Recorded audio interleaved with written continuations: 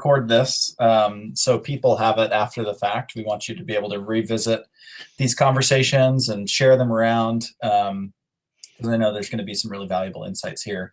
But we've had, for those who don't know, my name's Chase. I'm the chapter organizer for Silicon Slopes Logan. We've been doing events. If you don't include last year, when we didn't really host any events, we'd been doing events for about a year and a half. Previous to that, every other month, and now we're doing monthly events virtually and hoping to do some in person later in the year. But our goal is to just bring together the startup and tech community here in Cache Valley. Just, I guess, to share one success story for people here in the community. I had someone who was moving to the Valley from Bend and is working for a tech company here, and he didn't know anything about what tech companies are here, who's in the startup community, but he found our chapter and reached out and is now plugged into what we're doing, is involved in our events. And so that's what we're trying to build here, is for people who are here in the community or people who are looking to come here. We want people to feel connected to Logan's tech community, because it is here and it's happening. And people like Blake are starting great companies that are continuing to build on that. So without delaying any further, let's dive in. I wanted to talk a little bit with Blake Kohler today, the CEO and co-founder of Pulse for Good, a little bit about his experience starting a startup in the middle of COVID. And I know we've heard a lot about COVID the last year and a half. And so I think there's going to be some evergreen lessons here that are non-COVID specific, but thought it would be interesting to just get your perspective, building a company in Cache Valley, first and foremost, because to my knowledge, there's not a ton of startups. I think they're here and there, and we're seeing more of them as our community is getting involved more and plugging people into that. But building a startup is hard enough on its own. Then you throw a global pandemic on top of that. But wanted to just learn a little bit more about that experience and how it's been going. But I guess first of all, maybe share a little bit about your background. I guess prior to starting your company, what's your experience been like in the tech space? Yeah, sure.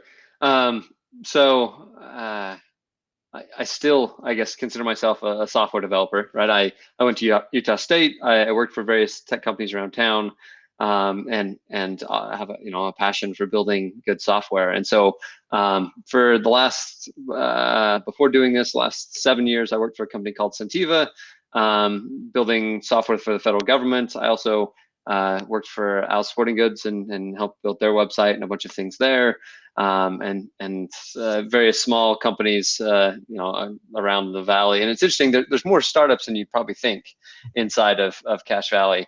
And I, do a bunch of, freelance work or things like that. And about 4 years ago, me and some friends decided we wanted to try and make a company that was a social good company.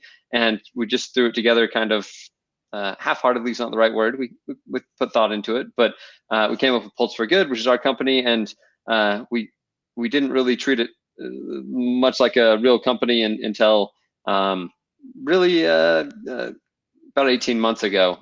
And so that's when we got into it and realized, like, hey, we're going to have to do this full time and really do it.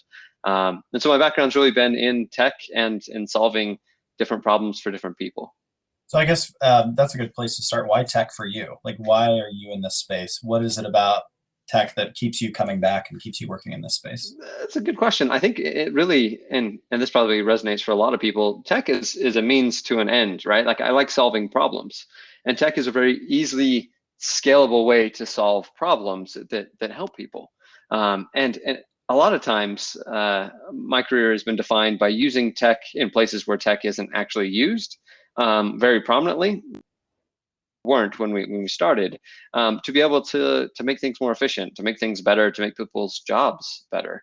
And so there's a lot of those type of things where it's, the right answer may have been a low-tech solution, and if that was the case, using that would be great. But tech allows you to scale and provide solutions to problems that don't exist outside of tech. And so I wish I could say I was a tech person for the sake of tech, that I love diving into algorithms and things like that. And I don't mind. Like, I like coding. It's fun. I enjoy it. I enjoy the creative process.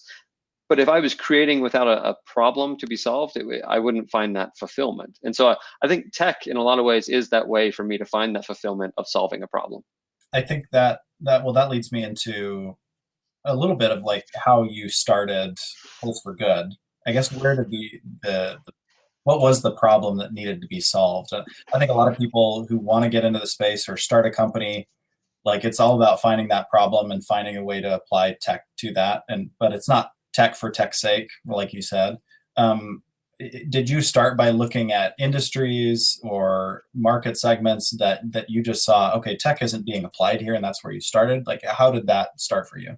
Yeah, so it's an interesting thing, and I want to be very clear when I talk about what I did. Like we have a fairly large co-founding team, right? So there's 6 of us that co-founded this together because we're friends. We wanted to do this, and we didn't really have any intention of it becoming a large company, um, but it seems to be working out. And so when we did this, what we first wanted to solve was we felt like there was a problem that we were experiencing, and the problem was really is that we didn't feel like we were being listened to in the organizations where we started working with or we were working for.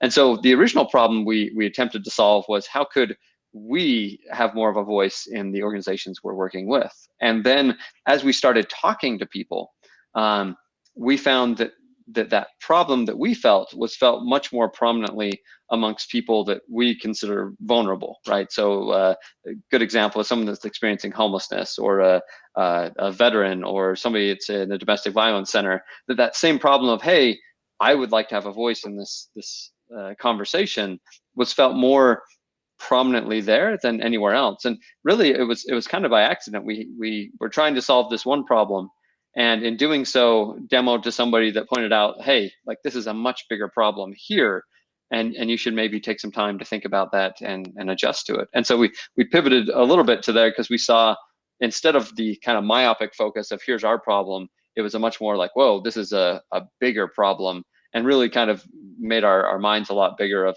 this is a big problem, and could and there's not a solution here, and it needs to be tackled.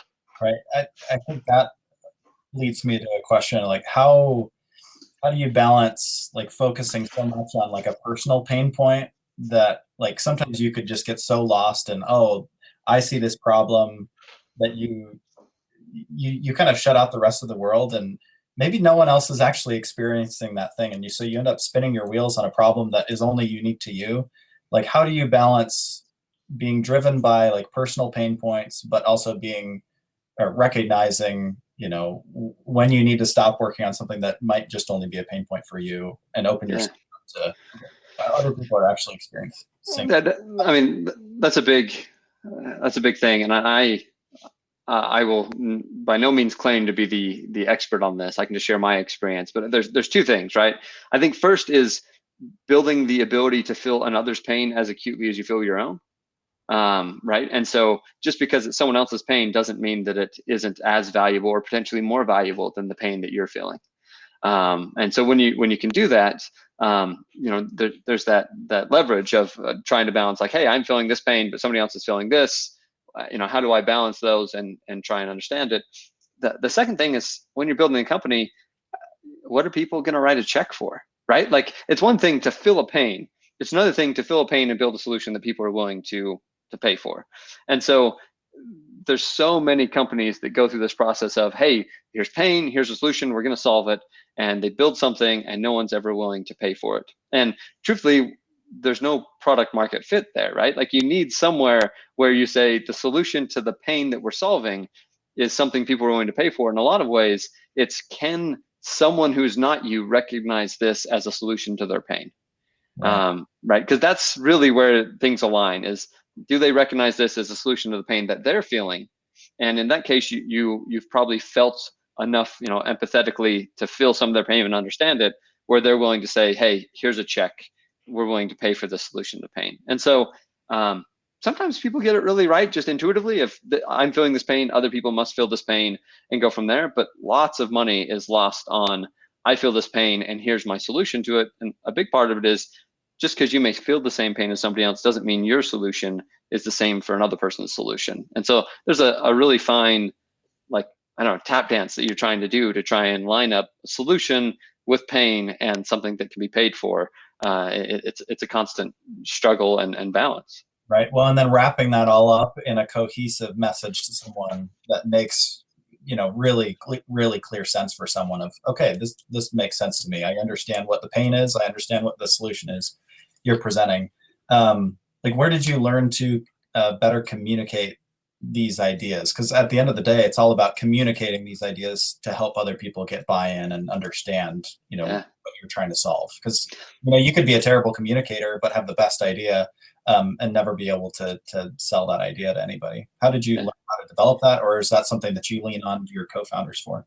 I definitely both. I mean, we're always leaning on each other for it, but I think I'm still learning how to do it. Like, I mean, every day when I have meetings trying to pitch this thing, right, and explain it to organizations, this is what we're doing, right? You see in people's eyes of they get it or they don't, right? And you can kind of adjust how you're selling it, how you're explaining it, all those type of things. And truthfully, what really I think made where it really changed and felt like we found a solution to a pain was when I was able to explain it to a layperson, someone that doesn't necessarily work in the field, and people say, I see where that would be really valuable, right? Like, they saw the solution to the pain as valuable even when they weren't experiencing the pain directly. And honestly, it was just pitching it over and over again. Like, I probably shared what I do to, I don't know, thousands of people, just anybody that would listen. This is what I'm doing. I'm excited about it. And it was genuine. And just, this is what I want to talk about because I'm excited about it. But every time I shared it, I got better at sharing it. And I still to this day get that way. And I still don't know if I'm great at it. But I think one of the big, I guess, tips I would give an entrepreneur, which, COVID or not, whatever it is if you have an idea, go share it. Like, find the person that would normally write you a check and explain your idea to them. And there's a good chance that they may not get it. But it gives you that, like, those reps of doing that, there's no substitute for it. And the better you can do it, the better off your company is, the better off everything is. And honestly, one of the big things I think was very valuable about having our co-founding team was, or continues to be, like, we pitch each other all the time. And so as we're continually refining what we're doing, you're saying, what if we do this? And we pitch each other on, this is how this thing should work, or we should move forward as a company this way. And it continually refines our message, who we are, what we're doing, and why we're doing it. So with that said, we've got our Silicon Slopes Logan Slack channel, and we want these conversations to happen outside of these meetings that we have once a month. Building a community where we can support each other and listen to these pitches and ideas and share ideas happens outside of these conversations. So I'll share a link to that here in a minute. I'll pull that up and send it out to everybody so that we can find each other and share those ideas and help each other get better when it comes to pitching those ideas. So, over those projects. Chase, it's interesting. I as part of this, we run a podcast and I get to interview a bunch of people. And so I was interviewing somebody that's running a startup to try and help patients in a healthcare system be able to explain their journey. If this is when I started feeling pain, whatever, you go through the process. And it was interesting. Part of the way through it, I said, well, who pays for it? And her answer was, oh, I don't know. And I was like, that's such an interesting fundamental question. If she could have had a community somewhere to be able to just pitch and get that question, I mean, she was pretty far along, like had built an app, had done a bunch of things. Like, just being able to throw out somewhere that you feel safe, this is my idea, and let people pick it apart. Like, they don't have to like your idea to be able to give you valuable feedback on it. And I promise you that in a friendly confines of here's my idea, you're going to be able to refine some of those questions for the less friendly confines of, when you're in front of investors or even in front of potential, prospects that people are going to buy your solution. It's a lot easier to have refined those questions in friendly situations than it is kind of out in the wild. So I would totally recommend people using the Slack channel that way, because it's a great way to be able to get different perspectives. And sometimes we get lost in our own ideas and think they're awesome and don't see the flaws until people point them out. Totally. I just dropped that link in the chat if people want to join that. We're sharing news about what's happening here in the Valley and having those conversations. So please join us there outside of this meeting. I guess, we've gone a long time without even talking about what it is that your company does. So we Sure. should probably bring it back to what is the problem that you were trying to solve? You mentioned it was kind of an issue that you noticed with some of your eventual co-founders. Like you noticed a pain point that you could then translate to a wider market. So do you mind sharing what that problem was? And Yeah. um, So, really simply, the problem is people that receive social services, and this classifies a broad classification, right? Like people that are, we keep coming back to homeless. That's where we started often, but people that are homeless, refugees, domestic violence victims, people using a federally qualified health clinic, people that we would generally classify as vulnerable or marginalized populations. They're often not listened to by the facilities that serve them. Now, if you think about you or I, right, if we walk into Panda Express and we get food that is horrible, there's mechanisms in place for us to give that feedback, right? On the back of every receipt is a, hey, fill out the survey. Like we're inundated with these surveys because there's a power balance between a consumer and a producer, right, where they want our feedback so they can produce better things. In social services, that's not always been the case. And so what we found was there's this problem of organizations are going out and serving people without ever kind of closing the feedback loop to figure out if the things that they're doing actually are benefiting the individuals and getting the feedback from the individuals. And so what we do is we provide a platform where people can share their experiences of being in a homeless shelter. And in particular, you think of every homeless shelter in Utah, there's more of them than you imagine. So our software and hardware in each one of them. And there's a place for somebody to walk up and be able to say, hey, this place sucks, and here's why. One of the solutions that we came to after a bunch of trial and errors, we actually put kiosks inside of these facilities where people can interact with. There's no guarantee that they have smartphones, internet access, any of those things. So we had to put the hardware in that people can interact with and give feedback on. And so kind of a long wind of saying, if we help organizations listen better. how did you validate the idea? Like what went into that? I think that's a little daunting for some people. Some people think, oh, well, I have to build the thing first and then go Yeah. and give it to people and then raise money. Like what are the steps that you took to even validate whether this was a viable like? Yeah, so good question, and I'm not going to say that this is a repeatable process or something that I would recommend anybody doing, but um, uh, we really attempted to sell what we were doing before we had anything completely built.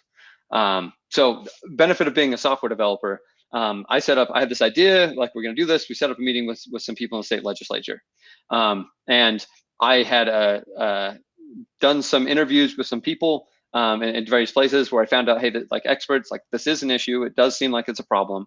And so when we went into the state legislature the night before, I built a rudimentary piece of software that would do kind of what we wanted and demoed to them. And then basically said, is this something you would pay for?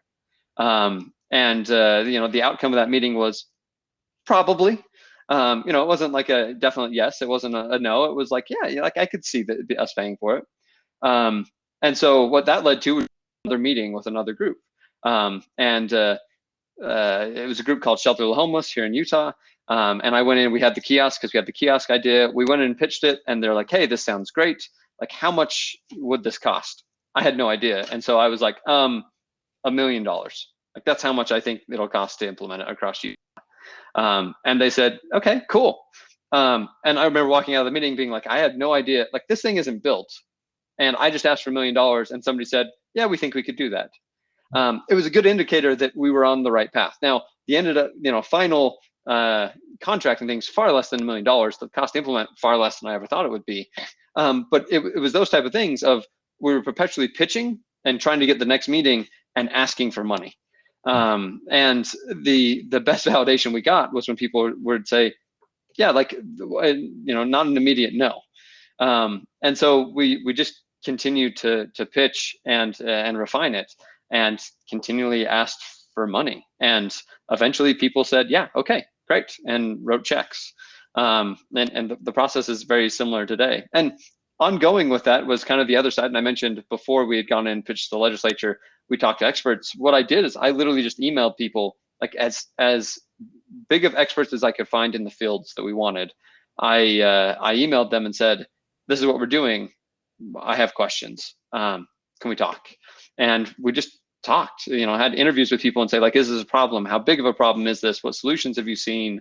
And so by the time I got into some of these meetings, I already knew some of the lingo, the conversations, the issues, the things that come up because I had these conversations. So I was a little more credible. But at the end of the day, the only real feedback that mattered to us was, will you pay for this or not? And I think companies are often afraid to ask that question, because anybody I ever pitched to where I didn't ask for money, everybody thought it was amazing. The only time I got the negative feedback that I needed to improve was when I asked for money. I said, well, okay, well, let's do this thing, pay for this. Then the real concerns actually came out. Right. Were you doing a lot of this while you were still working full time, or had you stepped away at this point? Yeah. So for about 3 years we did this, part time, and I mean when I'm saying part time, like really a few hours a week. Like the nice thing is we were able to mature it really slowly, and have these conversations as needed, and so there wasn't kind of a desperate push for it. Where we ended up going full time was when we ended up getting enough customers. The support started to cut into our work too much. Basically, we were running out of PTO, and realized like we can't do this and work at the same time and have our employer get a fair shake, basically, right? And it would just, we would be robbing one to do the other, and that didn't seem fair. And so we had to make the jump and go for it. And unfortunately, making the jump to full time was about the worst timing possible, but it still worked out. Yeah. So give us the timeline of these Sure. events. So I put in basically like a 2-month notice at the end of 2019, and I had some projects to finish up. Had one other of our co-founding team that was doing it with me, and so our last day at the company's work for was the end of February. Our first day was the 1st of March in 2020. So the first 2 weeks was amazing. We're making money, we're getting appointments, and the interesting thing is we work with a bunch of healthcare groups, right? And so I had all these calls set up, and I'd have these calls, the second, third week of March, and they'd be like, hey, like this is cool, we'd love to talk more, but there's this thing that is happening, and we're just starting to understand what's going to affect us. Like, we'll talk to you again later. And then, from about the second week of March to the fourth week of March, all of a sudden those conversations just said, nope, we're no longer talking. We're done. And then, first week of April, everything shut down. And so we had a good 2 weeks, and then an incredibly stressful, probably 2 months afterwards, where we just couldn't get people to talk to us. Mm. Had you already established some partnerships or contracts? Like, were you bringing in revenue at that point? And then, like, what did that look like? Yeah, good question. So thankfully, and I don't know if it was luck or wisdom or whatever, but when we went full time, we took salaries that we already had contracted in enough to pay for a whole year. So that's not true. It was enough to pay for about 9 months. We realized if we didn't get any more customers at 9 months in, we were kind of screwed. Luckily, that hasn't been the case. But we at least knew we had some runway to run with. And so we weren't entirely dead in the water there, but for a little while, the big concern was, we use these kiosks that people touch. Touching communal things was a no-no for a little while there. And so, it made us panic, because for a while, there was talk of things will never be the same. No one will ever want to touch something again. A few months later, all of a sudden we knew a little more about it. But in the middle of April, there was a lot of soul searching of, is this the right thing? And truthfully, I think what happened is we realized that even if our solution wasn't the thing we were going to be doing, the problem we cared enough about that we still knew that we could come up with another solution to the problem that would help, that would work. And I guess when worst came to worst, we cared enough about the people we were solving the problem for that we were going to stick it out. Right. Well, and ultimately, you said, well, with COVID especially hit some of these more vulnerable communities and these organizations, especially hard, to say the least. How long did it take for well, how did it alter the conversation or alter your approach? You mentioned that, touch screens, that's still going to be a part of the business, a part of the product that you're offering. But did it alter kind of the delivery or how you were going to solve the problem at all with some of these organizations? So it altered it in a few different ways. The first and most prominent was for the organizations that had our stuff, right? So there was, I don't know, probably 30, 40 kiosks out in the wild at that point. The need for gathering information changed a little bit.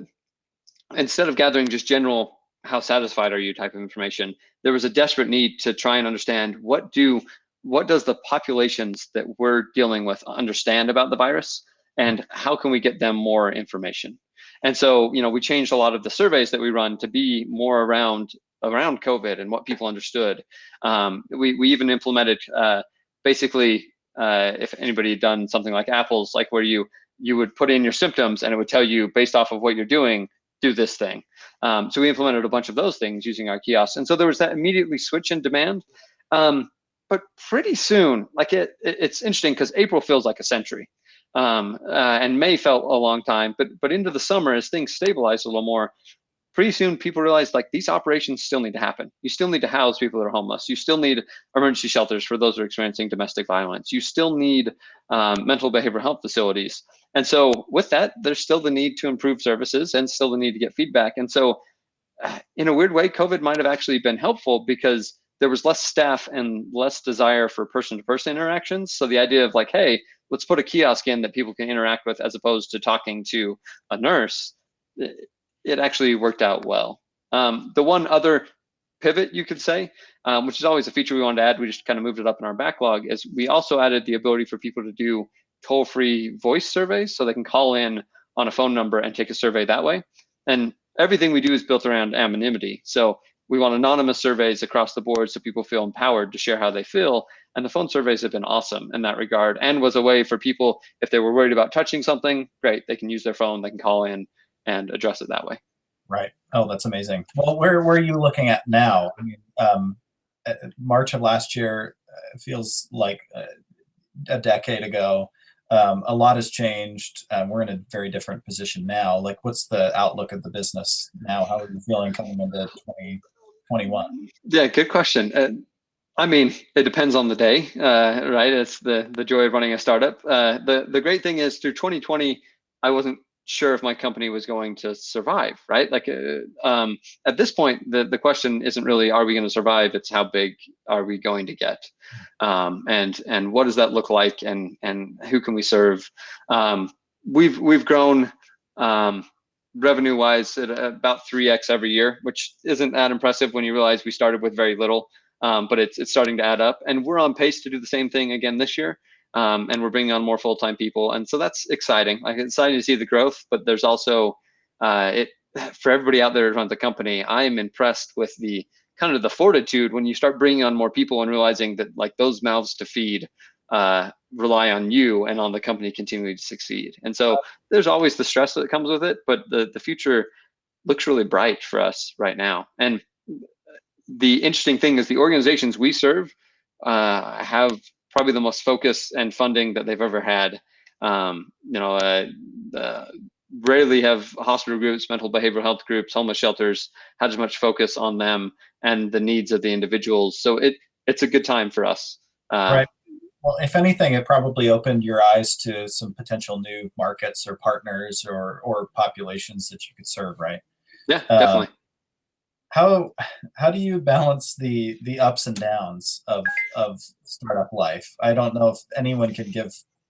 I don't know. I don't know if there's like a one-stop shop for how to deal with that. But I don't know. You've been engaged in the startup community. You know what it's about. It's different when you're in it, right? But how do you deal with those ups and downs? That is a good question. I assume everybody's is different, and honestly, there's mental health challenges I think that come with startup that are underrepresented, right? There's a lot of stress that comes with it, and our situation is a little different because we're bootstrapped, so I don't necessarily have the stress of investors, wanting a huge return, but there's definitely up and down days. It's hard to be rejected all the time. And a lot of times that's what a startup is rejection after rejection until you find that that product market fit where things seem to fit a little bit better. But I think one big thing that I've learned is that failure isn't the worst thing, right? Like if something fails, okay, cool. Like if my company fails, great. Like I can move on. I can do something else. Like I want it to succeed. I think it's a great idea, but my company doesn't define who I am. It doesn't define my worth. There are plenty of amazing things that have not worked for a very, variety of reasons. And I think detaching your self-worth from the thing that you're doing is a very important thing. And it's something I struggle with all the time, but that I think is one of the most important things is I am not my job. I can do an amazing job and we could still fail. I could do kind of a crappy job and we could succeed. Those things are not necessarily correlated. And I think for your mental health, you really have to detach and understand that someone may be rejecting your idea, your company, your product. They're not rejecting you as a person. And sometimes people struggle with that. Well, and that's really important when you're having really hard conversations and wrestling, especially when you're invested in the idea, right? And it's an idea that you believe is solving real problems for real people, right? Like it's hard to detach yourself from that way. Uh, I and, I and also think, sorry, Chase, I was gonna say, I also think there's I think people that that found startups are almost by nature impatient. Um, right? They didn't wait for somebody else to solve the problem; they're doing it themselves. And there's just an element of if you just expand out the timeline and look at the kind of the length or the breadth of what's happening, you realize how many times the bad things that happen are really not all that bad. I remember being very, very upset with a large homeless service provider that told us no here in Utah. And being really upset because I looked at it as they weren't saying no to us, they were saying no to listening to the people they're serving. Right. And I remember just being so upset and being like, I should talk to a representative in the state legislature. Like they shouldn't be getting money because they're obviously not doing the right thing because they rejected us. Now they're one of our best customers. It's just an interesting thing. Like if I looked at the totality of it, if I had overreacted in that moment, I would have lost any opportunity for it to work out long term.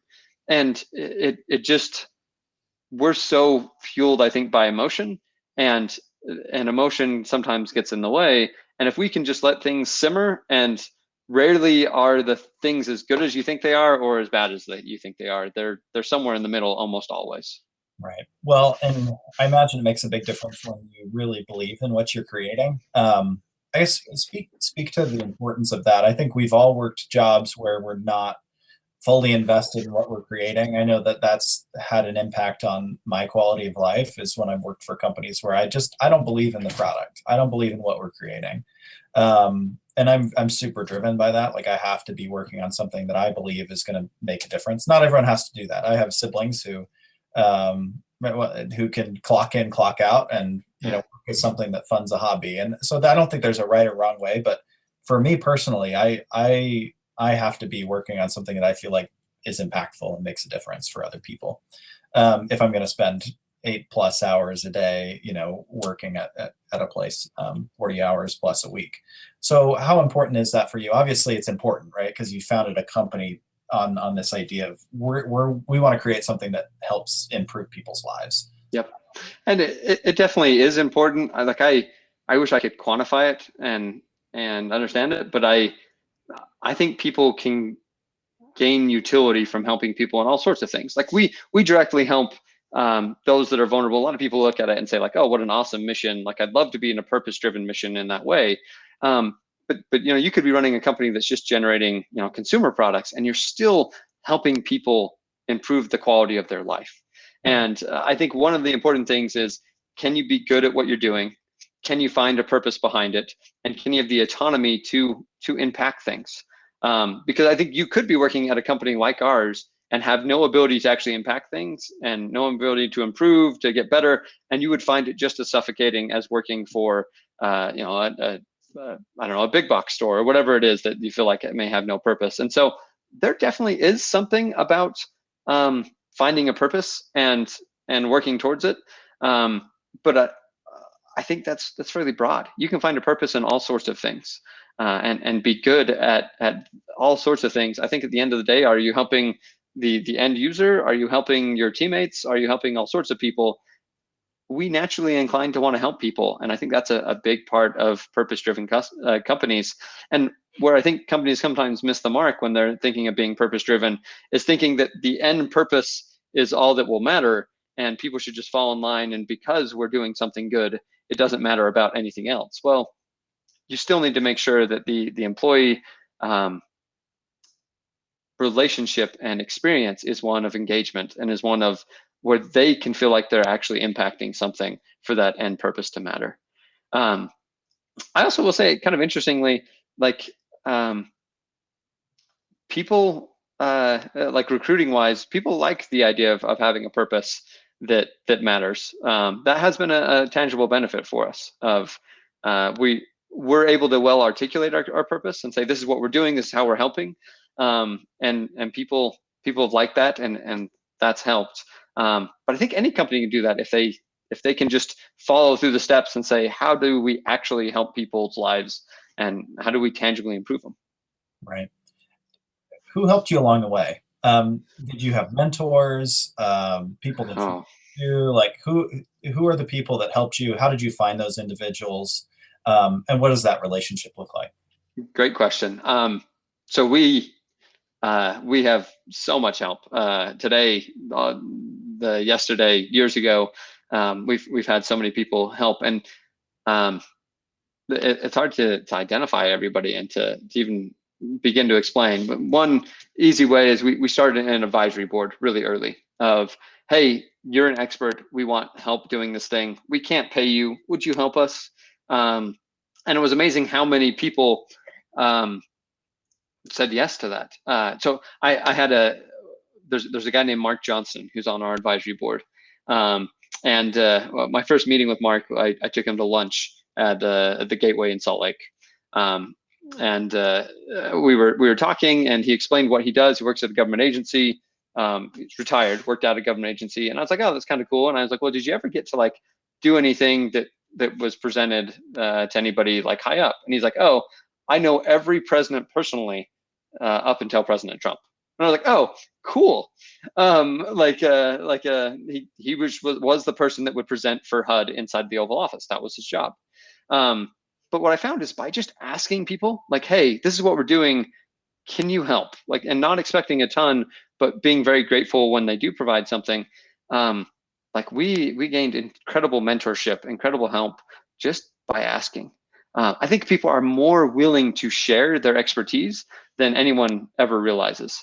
And it feels kind of intrusive sometimes to be like, hey, you're an expert in this thing. We're looking for some help. But people become experts in fields for a reason, oftentimes because they enjoy it and they want to share what they learn. And so that's been amazing. But also around just like the startup and tech community inside of Utah has been very helpful. We've had people that have made connections or written articles in newspapers or in magazines or things like that, just to try and help us. Another good example is we have an office in Bridgerland, right at the I don't even know what it's called, the Entrepreneurial Center or something there. I believe it's Mark Alexander that is in charge of that, and that's awesome. We couldn't afford an office when we started if it wasn't for that. Right, it was the cheapest office we could possibly find, and it gave us a place to meet and do things. And so it was all of those small things. And then, frankly, I think a big measure of it is that was helpful was just the support of our friends and colleagues, right? Of people saying, hey, this is awesome. I hope it does well. The ultimate compliment was, when you can afford it, I want to come work for you. I mean, that's happened multiple times, and I'd love to hire all of them. But those were really helpful because it you have the down days. It's really nice to know that people are cheering for you and rooting you on. Right. Oh, that's amazing. Are there any other specific community resources you recommend? You talked about the Entrepreneurship Center down at Switzerland. I know Russell on with the Entrepreneurship Center here on campus. Yep. Other resources here in the community that you don't feel like maybe get enough shine or played a part? Yeah, so kind of in the broader Utah community, Silicon Slopes in and of itself has been awesome. Right, there's networking events. There are just to be able to attend the what is it, the Tech Fest or whatever the large Silicon Slope thing was. We got to present on stage for part of it and pitch things. Like that was cool. The various there's various startup groups or like venture capital groups around that are always willing to talk and share. That's been great. And then at a local level, because of the work that we do specifically, we work a lot with like community groups and things. And so there's groups like the Bear River Association of Government that helps with affordable housing and homelessness and things here. Like they've been awesome to be able to talk to and work with. Um, I'm sure there's a whole host of people I'm forgetting in here, but the interesting thing is in talking with people were surprised that we were doing a startup in Logan. And the truth of the matter is maybe we're just naive, but like I haven't felt any friction doing a startup in Logan. If anything, like it's been helpful. It's a place that we can live that's affordable, that has access to all the tech that we could ever need, with great people to be around, with great advisors. Like I one of the big things that motivated us to go full time is we met with Dave Jenkins that owns Conservice or ran Conservice and retired. But he sat down, looked at how much we were making, looked at our customers, looked at how much time we're taking, and was like, "Yeah, you should go full time." Like, and that was his. And he's like, "This is never going to work until you commit to it. You do it." But being able to have that type of access to people here, I think is undervalued. If I tried to walk up to Ryan Smith at Qualtrics, I could probably find a way to chat with him, but it was far easier to talk with Dave here. And not to say that Conservice is at quite the same level as Qualtrics, but Conservice is a super successful company that have gone through these steps. And Dave was more than willing to chat. I mean, there's others that are that way. Sam Maloof, right, is similar. The Wattersons at Icon. There's bunches that are incredibly accessible in ways that aren't other ways. And so it's actually, I think, an advantage being here in Logan and having this little more tight knit community than you get in other places. Right. I think that's where we've seen success of the Lehigh, Point of the Mountain area. That area really took off because of that type of collaboration, those founders getting together and supporting one another and building eventually what became Silicon Slopes, Yeah. the main organization. And now we're trying to do that on a smaller scale up here, and hopefully people here in the audience will be able to connect with each other, and we can support each other in a similar way. Because there's like you said, a lot of people who have built incredible things here who are willing to share their insights and be a resource. Yeah. How do you balance kind of the different roles that you play in a startup? Because you are on the tech side, and I don't know if you're doing as much software development now, but you're also managing the business, looking at the financial side of things. Like you said, you carry this weight of we're hiring people and they depend on us for their livelihood. Like, how do you balance those different aspects of your work life and responsibilities? Yeah, honestly, probably poorly is the answer, right? But you just do it. Like the interesting thing with the startup, so we have these keys that go into our kiosks to be able to unlock them and be able to do things in them. And we had somebody tamper with one, and so we had to get a key and file it down. And I commented on Slack like, this is the weirdest job ever. Like, where else would I be? Like, I do a meeting to be able to do sales, then I fix something on a website, and then I'm filing down a key with a file I bought at Home Depot to be able to send to somebody. And in a lot of ways, startups are unique in that regard because you're doing so many different things. And I think maybe not the only way you succeed in it, but in a lot of ways, the early stage startups, the people that do the best are the ones that like wearing all those different hats. And I remember once listening to somebody asked a question like, how do you focus on things in life and make sure they're not dying? And he gave the analogy of the person spinning plates on sticks. I don't know if anybody's seen that, right? You spin one, it gets spinning, you do the next one, whatever. And the analogy he gave that I always refer back to is when a plate starts to wobble, you spin it. And you can't be in every place at one place or at once, but you see where things are need the work and you go and work on that. Something I've discovered on the flip side that's maybe a little harder is as we've brought people on is letting go of things. of I've been doing this, it's done in a certain way, and I'm trusting someone to take this and just make it work. That may be harder for me than balancing all the different things, but it also prevents the company from growing, right? And so one of the struggles that I've ran into is just, I'm going to let somebody take this and trust that it will be done. And so far it's worked great, but there's still that part of me that's like, I'm letting go of one of these spinning things and trusting somebody to keep that plate going, where I've been spinning it for so long. That could be a whole separate conversation, a part 2 on how to build trust within an organization, how to let go. Hey, when we do it, somebody should do it so I can attend, because I could use that. Well, I think with that, let's open it up to questions. I know we've been talking for 40 or so minutes. If anyone has questions, you can drop them in the chat, or you can say, let me onto the main stage, and you can ask the question with video on. So feel free to drop those in, or let us know if you want us to invite you up for some questions. I'm waiting with bated breath to see if anybody has any questions. Well, and if you didn't ask any questions, it's because you did such a great job answering before they even came. I doubt that, but it is. I will say one nice thing, like seeing all the attendees, I see a lot of friends and people that I care about in there, and the interesting thing about a startup is those don't exist without those people. Like, even if you're not tangibly investing or providing something, like just the support for when things aren't going awesome, like for every massive company, I think you forget about how many people were just there supporting people that found it. And so, thank you for all of you that I can't necessarily name each of them, but they're really, like, that community is really important and, right, and undervalued. Totally. We got one question here from Castor. Where would one go for funding an idea?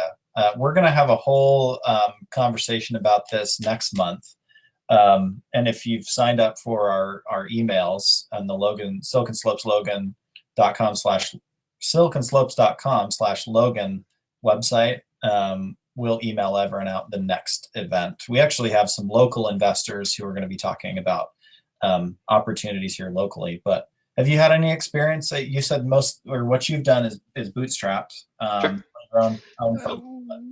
It's interesting. We've talked to lots of investors, and we've been on both sides of where we've approached people and said, hey, it'd be great to get money. And we've had the investors approach us and are interested in it.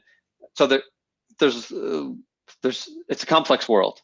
It's probably a good way to say it. And so, to answer Castor's question really quickly, one of the things that I would focus on is to understand that there's people that give money to all sorts of things, but there's also lots of venture capital groups that are in very specific verticals. And so if you have an idea, the best thing to do would be research who's funding ideas like yours, because they're going to be able to ask the best questions, understand the market the best. One of the investor conversations I had very early in what we were doing, people said, well, you're selling to groups like homeless shelters. There's not enough of those in the United States. What they didn't understand is there's more homeless shelters in the United States than there are car dealerships. And so if you look at that and said, I'm building software for car dealerships, everyone thinks that's a big enough market. It's just the market we were going for was hidden. And so it took people that understood the markets that we cared about to be able to get past those initial conversations and get to ones that were actually helpful. And so, Castor, what I would recommend is, with your idea, find who's funding things like it and ask, have a conversation, have the initial phone call and talk. And truthfully, depending on where you're at, a lot of times angel is going to be your first bet, like finding somebody that is willing to write you $100,000 check just because they believe in you. Like that's a significant start. But if you understand who the big funders are in that area, that's a really good way to start moving in that direction. It seems like a lot of this comes back to knowing how to clearly communicate your ideas to the right people, right? Yeah. Finding who those right people are, because like you said, there's investors for everything, and so finding those right investors for whatever market that you're breaking into. That makes very true. Very true. Sorry, next question, Katie. Are interns a great way to gain help as we grow our business? What do you recommend? Do you have interns right now, or from previous companies you've worked with? How have interns been? Yeah, great question. So we had interns last summer, and we failed them, I think, is my ultimate thing, because we were spinning plates. It was hard to, with an intern, you kind of have to teach and explain and stuff. And we were trying so desperately to just keep things afloat that it was really hard to give them a good experience. And they still helped. But I think a lot of companies come in and say, we're just going to rely on interns for a long time. And without realizing how much, to make it a worthwhile experience for the intern, how much it requires of you to be able to do. And in some cases, it was harder for me to explain to an intern and train them than it was for me just to do it myself. And so if you're at a place where you can have interns, super recommend it. It's great for their experience. It can be good for your company. But if you're not at the place where you can actually spend the time to invest in them, I don't know if I would recommend doing it. I think those are good questions to ask of a hiring manager or whoever is conducting an interview. Or those are questions, I don't know. Those, I think the more companies can be upfront about, okay, these are your roles and responsibilities. Or sometimes it comes to the intern, like having to say, well, like, what am I really going to be doing? Like, I'm here to work. I don't know. I think there's a lot of work that could be done in that area, because I'm with you. I think interns provide so much value. It's mostly on the company to ensure that they are set up to succeed, right? Yep. Ian, how do you push yourself in hard times when things aren't going to work or going well or working out in the business? That's a great question. Honestly, the two things I can think of are just keeping going, like just keep doing something. It's amazing how much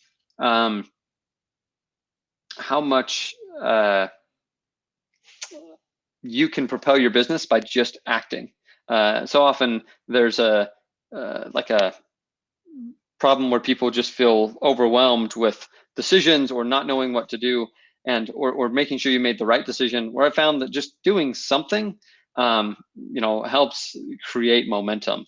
And that momentum is important. And I think a big part of that is a routine. Like I have a daily routine where I'm going to get up and do this and plan out what I'm going to do. And I do a weekly plan of this is what I'm going to accomplish. And so like, even when things are, I think back to May, like I got up and realized I had nothing to do. Like what had normally full of phone calls and conversations, no one was willing to talk to us because they were all busy.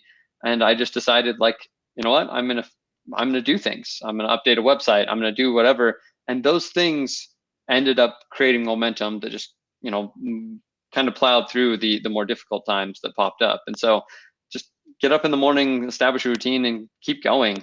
And that's the best way to push through, is really to push through, and don't get discouraged when things aren't going right, because I promise you they'll be better later.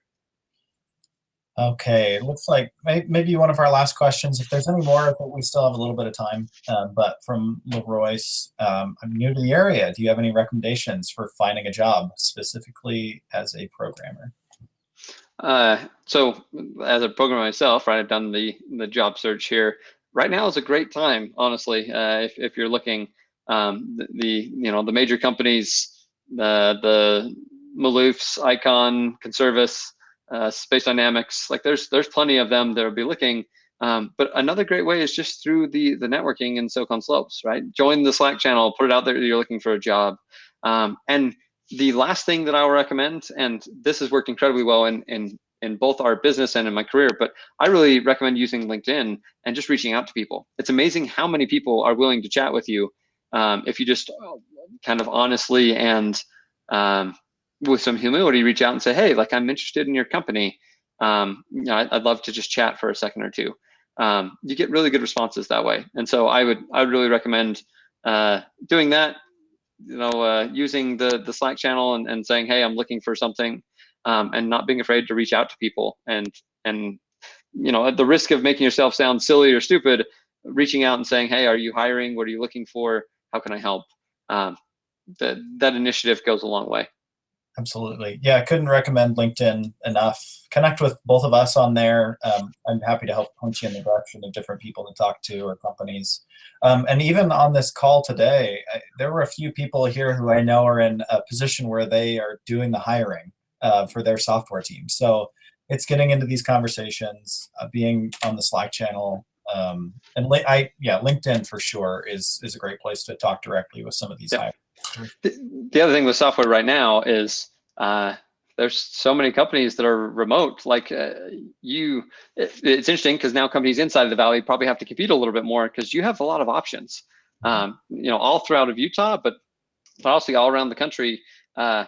Being in tech is still a really good position for people right now. You're probably not going to end up with a shortage of job offers here soon. So another reminder, feel free to join the Slack channel. I saw many of you did, so thank you for that. Introduce yourself on the Slack channel so we know who you are.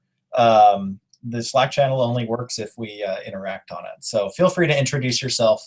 That would be great. And for those who maybe joined late, there's the link in the chat. I guess, Blake, how's the best way to stay in touch with you as well as all things Pulse for Good? What's the best way to connect? Hey, good question. If you want to follow Pulse for Good in the journey, you can follow us on LinkedIn or on any social media platform. They're all there. If you want to connect with me, LinkedIn's great. I'm also going to be on the Slack channel. Please reach out, chat with me. I'm more than willing to chat or to help. One of the things that I've learned is that successful founders, whether it's whether there's just correlation or causation, but they help other founders. And so I'm more than willing to help other people as they try and do things. Hopefully it increases my chances of being successful, but I'm more than willing to help. So if there's something I can do, please let me know, and I'm happy to chat. Well, Blake, you and I are both believers in this idea of a rising tide lifts all boats, and I definitely see that happening here in the Valley.